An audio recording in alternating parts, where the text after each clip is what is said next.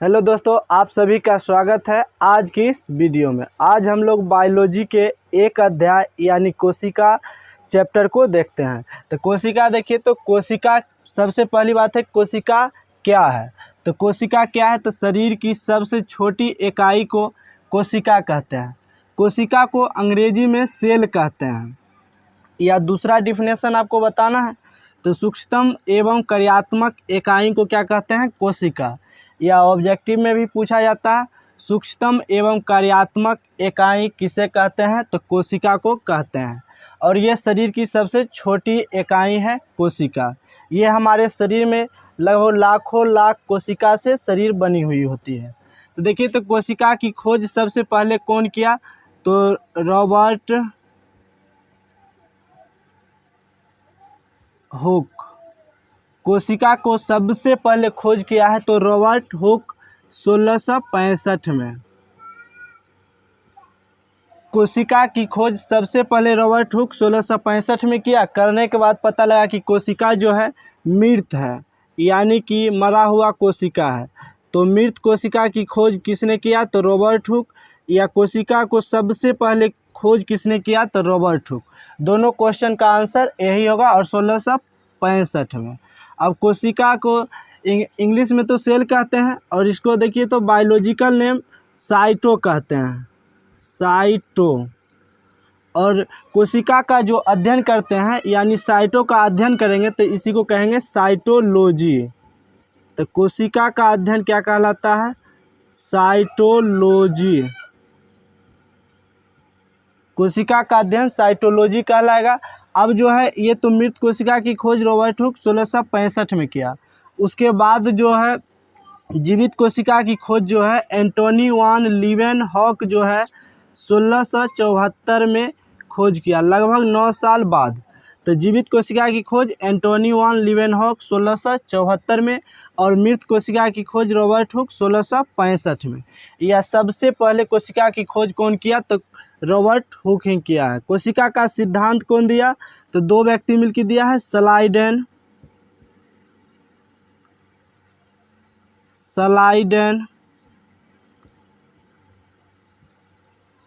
एवं स्वान। तो कोशिका का सिद्धांत किसने दिया, स्लाइडेन एवं स्वान। ये 1838 में, और ये 1839 में। तो कोशिका का सिद्धांत स्लाइडेन एवं स्वान दो व्यक्ति है, दोनों मिलकर दिए हैं 1838 एवं 1839 में। उसके बाद क्या है, देखिए तो दुनिया में यानी विश्व में सबसे बड़ा कोशिका जो है शुतुरमुर्ग का अंडा का है, और सबसे छोटी जो है, सबसे छोटी माइकोप्लाज्मा गैलीसेप्टिकमा का है। तो सबसे छोटी माइकोप्लाज्मा और सबसे बड़ा शुतुरमुर्ग का अंडा। उसके बाद ये तो दुनिया में है। फिर मानव में बड़ा, छोटा, लंबी। तो देखिए, तो मानव में बड़ा किसका है, अंडाणु। अंडाणु को इंग्लिश में ओवम कहते हैं। महिला का ओवम जो है सबसे बड़ा कोशिका है मानव में। फिर मानव में छोटी शुक्राणु यानी स्पर्म पुरुष का है। लंबी जो है तंत्रिका तंत्र का है, दिमाग में ये पाया जाता है। उसके बाद देखिए, तो कोशिका विभाजन जो है सबसे ज़्यादा कहाँ होता है, तो कोशिका विभाजन मतलब पुनर्निर्माण, जल्दी जल्दी बढ़ना। तो देखिए, तो कोशिका सबसे ज़्यादा जो है विभाजन कहाँ होता है, यकृत यानी लीवर में, और सबसे कम जो है न्यूरॉन यानी दिमाग में होता है।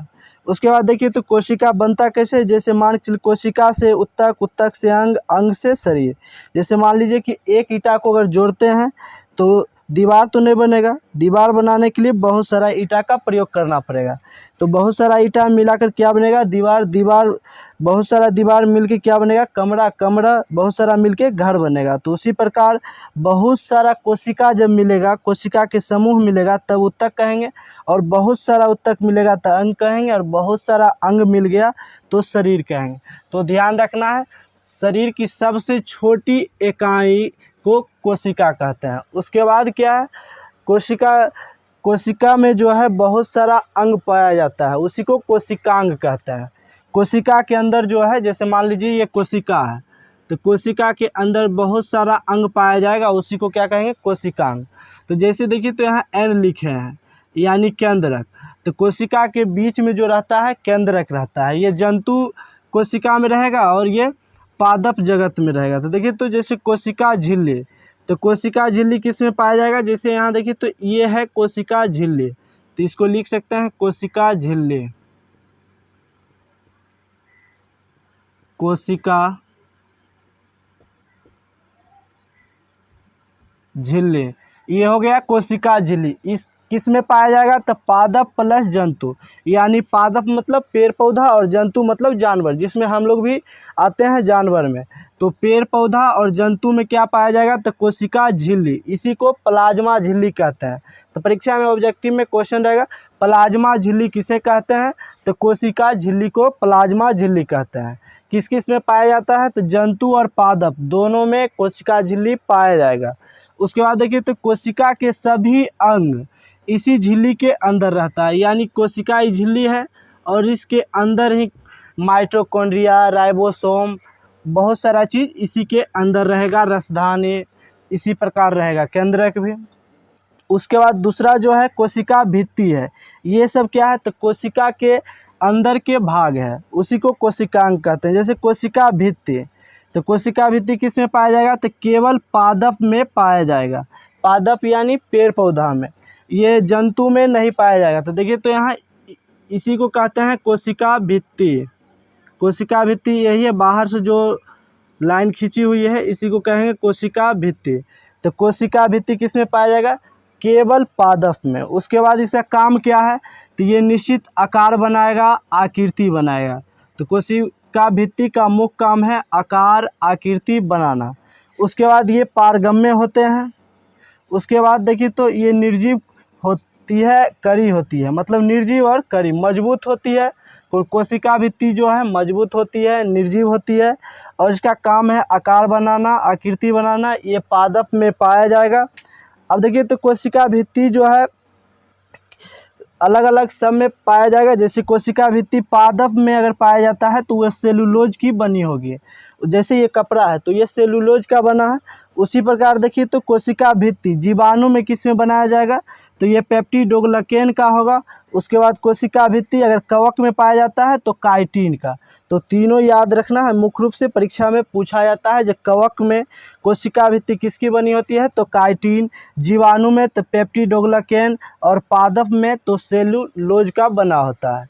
यहाँ देखिए तो कोशिका झिल्ली में एक पॉइंट हम लोग छूट गए थे, ये कोशिका झिल्ली जो है क्या चीज़ का बना होता है, तो कोशिका झिल्ली जो है लिपिड एवं प्रोटीन की बनी होती है। कोशिका झिल्ली लिपिड एवं प्रोटीन की बनी होती है। ये अर्धपारगम्य होते हैं। अर्धपारगम्य का अर्थ होता है कि मान लीजिए कुछ इसमें द्रव जो है तरल पदार्थ रहता है, बाहर निकलेगा कुछ अंदर जाएगा, तो इसका यही काम है अर्धपारगम्य, मतलब आधा आर पार होते रहेगा। लेकिन कोशिका भित्ति में ऐसा कुछ नहीं होगा।